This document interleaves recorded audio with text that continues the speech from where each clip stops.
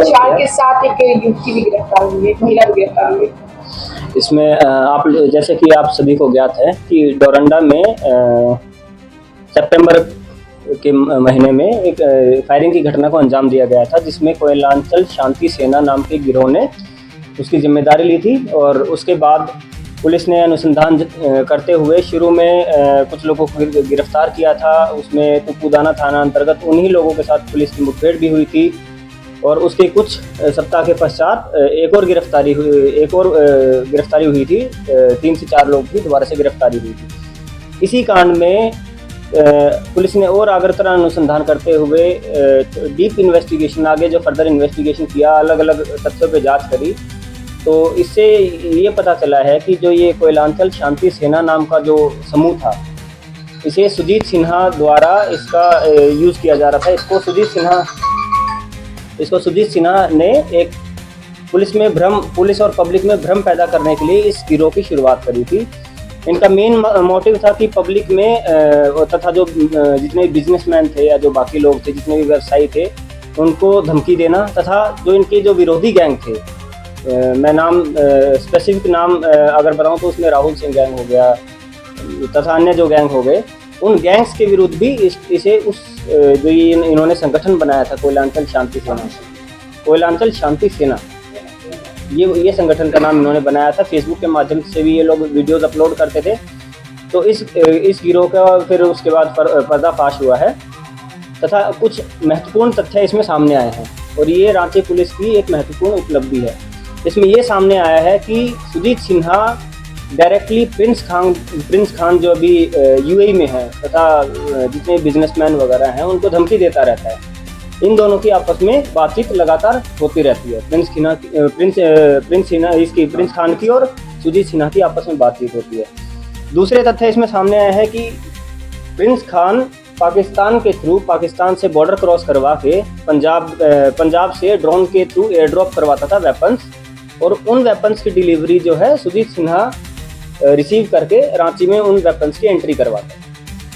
जिसमें कुछ सप्ताह ये भी इन्वेस्टिगेशन में सामने आया कि कुछ वीक्स पहले लगभग 20-21 पिस्टल की जो डिलीवरी हुई है, उसी रूट से पिस्टल्स की डिलीवरी हुई है।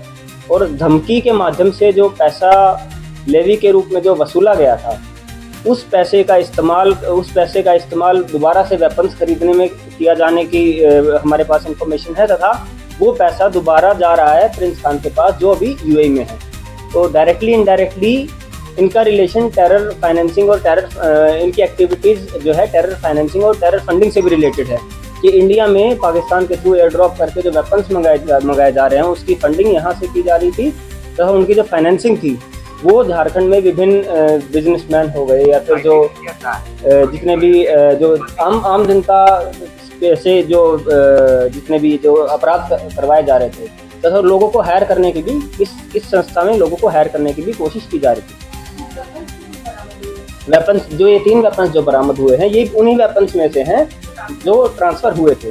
और जो पहले जो जितने भी वेपन्स जब्त हुए हैं, तो इसमें जो मुख्य जो इनका जो फील्ड में जो काम करता था, जो मेन फील्ड में काम करने वाला इनका आदमी था, वो है बबलू खान का दूसरा नाम है इनामुल हक पहले 10 बार जेल जा चुके हैं, जिसमें कुछ घटनाओं में इनकी संलिप्तता साथ में सुजीत सिन्हा के साथ भी थी।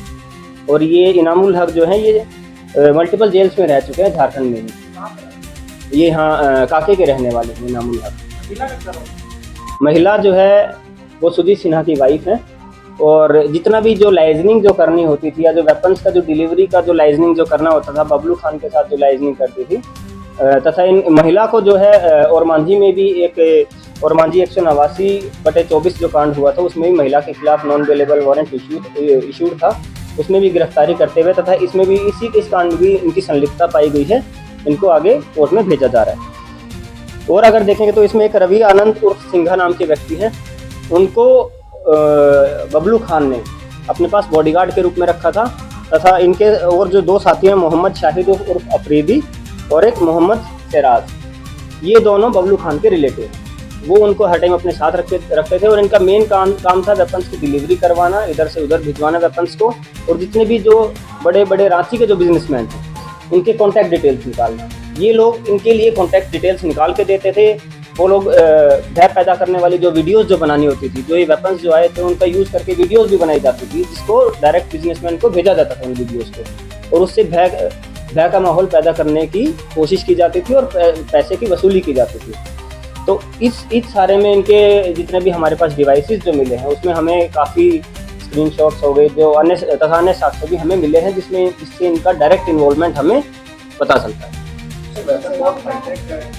वेपन जितने भी हैं ये पिस्टल्स हैं, और हाई टेक या लो टेक है इसकी पुष्टि पुलिस ऐसे नहीं कर सकती है। सर, जैसा कि आपने बताया कि पाकिस्तान से ये गन सप्लाई हो रहा था एयरड्रॉप के माध्यम से, क्या अभी तक के जांच में ये एस्टेब्लिश हुआ है कि ये पाकिस्तान का जो सप्लाई है?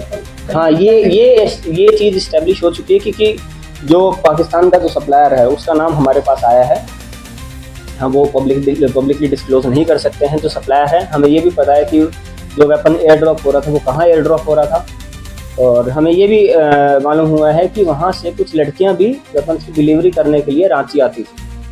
राष्ट्रीय एजेंसियां भी जांच कर रही हैं क्या सर? पंजाब से डायरेक्ट पंजाब से लड़कियां हमें ये कंप्लीट इस्टेब्लिश नहीं हो पाया कि पंजाब से आई थी, लेकिन ये श्योर है कि डिलीवरी पंजाब में हुई थी, और कुछ लड़कियों ने जो फाइनल डिलीवरी जो रांची में करी थी वो कुछ लड़कियों के द्वारा की गई। इसमें अगरतला अनुसंधान पुलिस के द्वारा किया गया है, तथा इस केस में जितने भी जो हमारे एक्यूज हैं उनका रोल इस्टेब्लिश करने के बाद ही ये जितने भी जो सीजर हुआ है, जितना भी जो और जो बाकी जो आगे अनुसंधान है वो पुलिस के द्वारा विधिवत किया जाएगा। राष्ट्रीय जांच एजेंसी भी तो इसमें इन्वॉल्व हो रही है क्या आगे? अभी तक इसमें राष्ट्रीय जांच एजेंसी इन्वॉल्व नहीं है। ये जितना भी इन्वेस्टिगेशन है वो रांची पुलिस के द्वारा ही किया गया है। आगे ज़रूरत पड़ेगी तो इन्वॉल्व किया जा सकता है। तो जी